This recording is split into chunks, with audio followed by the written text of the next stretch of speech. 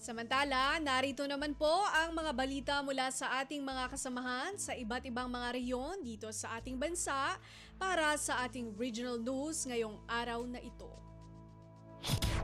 Balita mula sa lalawigan sa bawat rehiyon ng ating bayan. Dito sa Ang Pilipinas Ngayon. 270 mga mangingisda sa Mountain Province nabigyan ng libreng tilapia fingerlings at patuka mula sa Barangay Muna program ng pamahalaang panlalawigan. Si Donna Cawisbalio mula sa RP Bontoc sa balita. Mapan at 270 fisher folks dito Mountain Province tinaikan iti tilapia fingerlings kan patuka manipod iti Provincial Government ti Mountain Province iti programa nga Barangay Muna. Sigon iti impormasyon nga inpablaak ti Mountain Province Provincial Information Office dagiti fingerling kat inwaras ti Office of the Provincial Veterinarian idi May 29. Dagiti benepisyaryo ket manipod iti munisipalidad ti Bontoc, Sagada, Tadjan, Sadanga, Baoco, Sabangan, ken Bisaw. 115,000 fingerlings tinaiwaras. Bayat at tunggal benepisyaryo ket naikan iti sag 2 kilo at tilapia feed. Ti Barangay Muna program ket may sa kadagiti kangrunaan a programa ti Provincial Local Government Unit iti panangidaulo ni Governor Bonifacio Lacwasan Jr. Narpos na Bontoc, Donna Cawisbalio para sa Radyo Pilipinas World Service. Balita mula sa lalawigan sa bawat rehiyon ng ating bayan. Dito sa Ang Pilipinas Ngayon.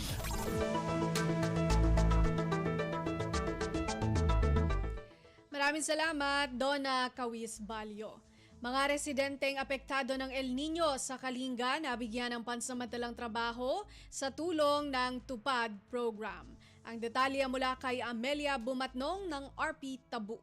Nasarong kinamagasot a residente ti Kalinga ang apektado ti El Nino phenomenon itinaikan iti emergency employment wenno trabaho babaen iti tulong panghanap buhay sa ating disadvantaged displaced workers wenno tupad iti Department of Labor and Deployment. Dahito ket pinagtitunulungan iti lokal na gobyerno ti Kalinga dol ken peso. Dagiti benepisyaryo ket agtrabaho iti 15 ket 5 nga aldaw anang rugi iti orientation iti May 24 ken agsweldo dagitoy base iti daily minimum wage ti resyon a 430 pesos. Kabayatan iti orientation impaganatget ni dol Kalinga Provincial Director Avelina Manganip nga iti tupad ket saan a basta donasyon no di ket may sa programa makaitad iti nabiit a trabaho kadagiti apektado iti El Nino. Namnamaen na nga ipapati dagitoy iti panagtrabaho tapno makatulong iti komunidad da. Inayon na nga inyebkas iti panagyaman kini Dole Regional Director Nathaniel Lacambra ken Governor James Etuba gapu iti kinagagat dagitoy nga agtrabaho kinagbirok iti pondo para iti implementasyon iti programa. Manipud RK Tabuk, Amelia Bumatnong, Radyo Pilipinas World Service. Balita mula sa lalawigan sa bawat rehiyon ng ating bayan. Dito sa Ang Pilipinas Ngayon. Maraming salamat, Amelia Bumatnong. Programang pangnutrisyon inilatag ng lokal na pamahalaan ng Bayambang para sa nakatakdang selebrasyon ng Buwan ng Nutrisyon. Magbabalita si Sara Kayabyab ng RP Dagupan.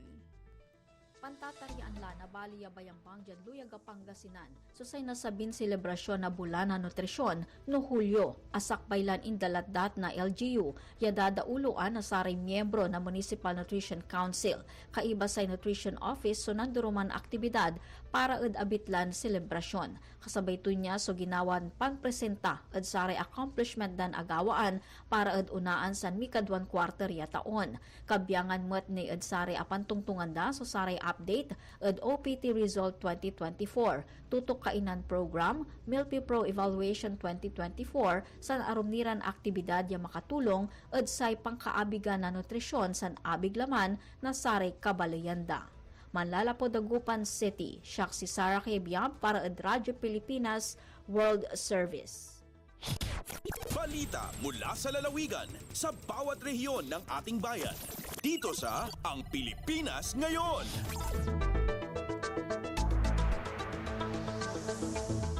Maraming salamat, Sara Kayabyab.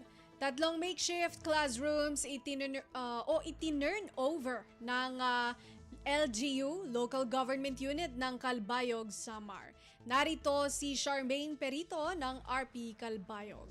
Naging manilang puso ng gindumara nga seremonya pag-turnover tulo ka bugos nga makeshift classrooms sa Lapaan Integrated School, Kagbayang Integrated School ug Panoypoy Integrated School, Syudad sang Calbayog.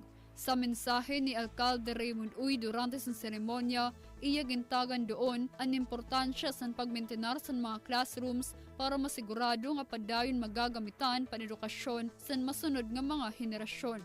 Iya gintagan responsibilidad ang eskwelahan ug konseho sa barangay Lapaan, Kagbayang ug Panoypoy san gin-turnover nga mga eskwelahan kundiin top priority sa administrasyon ang mga programa para sa mga kabataan. Ang nasabi nga inisyatibo ang nagpapakita sa dedikasyon sa lokal nga gobyerno sa pagpaabot di kalidad ng mga pasilidad panedukasyon nga makakabenepisyo sa mga kabataan sa komunidad. Tikang sa Radyo Pilipinas Calbayog, Charmaine Perito para sa Radyo Pilipinas World Service. Balita mula sa lalawigan sa bawat rehiyon ng ating bayan. Dito sa Ang Pilipinas Ngayon.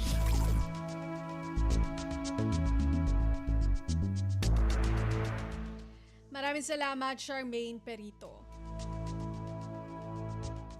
Patuloy na proseso ng mga sumukong miyembro ng Communist Terrorist Group sa ilalim ng Enhanced Comprehensive Local Integration Program o ECLIP kabilang sa mga usapin ng Regional Peace and Order Council meeting sa Caraga Region.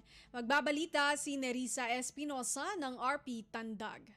Sa gipaygayon nga panagpulong sa mga miyembro sa Regional Peace and Order Council kon ARPO Caraga niadtong Miyerkules, Mayo 29, pipila sa mga naisgutan maong padayon nga pagproseso sa mga nisurrender nga mga miyembro sa teroristang grupong New People's Army dinhi sa rehiyon ilawom sa Enhanced Comprehensive Local Integration Program kon ECLIP.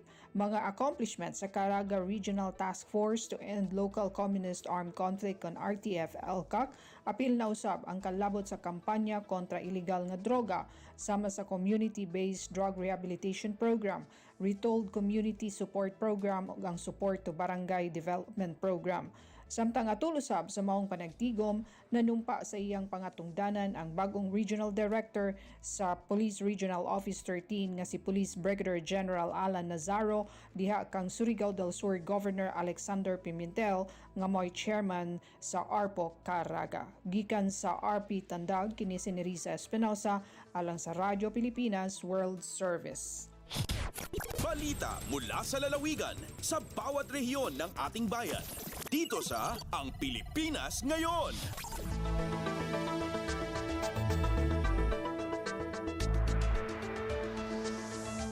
Maraming salamat kay Nerissa Espinosa. Overseas Workers Welfare Administration o OWA-Sulu bibigyang pagkilala ang kanilang Batch 2024 Scholar Graduates. Narito ang ulat ni Eloisa Muhammad ng RP Holo. Mabutang putak ti scholars in Overseas Workers Welfare Administration at OWA Sulu amon lamuda batch 2024 magtama tabi haon. Habay tahi Almubin Hasan, Family Welfare Officers in OWA Sulu, upat dunhay ni Inday Notre Dame of Apollo College, Shiman Sulu State College, 5 isa Binha Mindanao State University Sulu. Makuyag pa biyagi Hasan sinabok ang mga scholar nila in magna cum laude amon hi Arkahir Alpapara, iban cum laude hi Al Rashid Biting, siwo nagtama ta course Bachelor of Science in Criminology in NDJC. Bihaon, tiyatakaran pa nila hikapanaog sinupi sa region in medal para mag-graduate bilang panglago iha pagmatuyo iban pagdihil halaka. Hapig lulugtuan si mga kakasi nila yadto hagwa hula.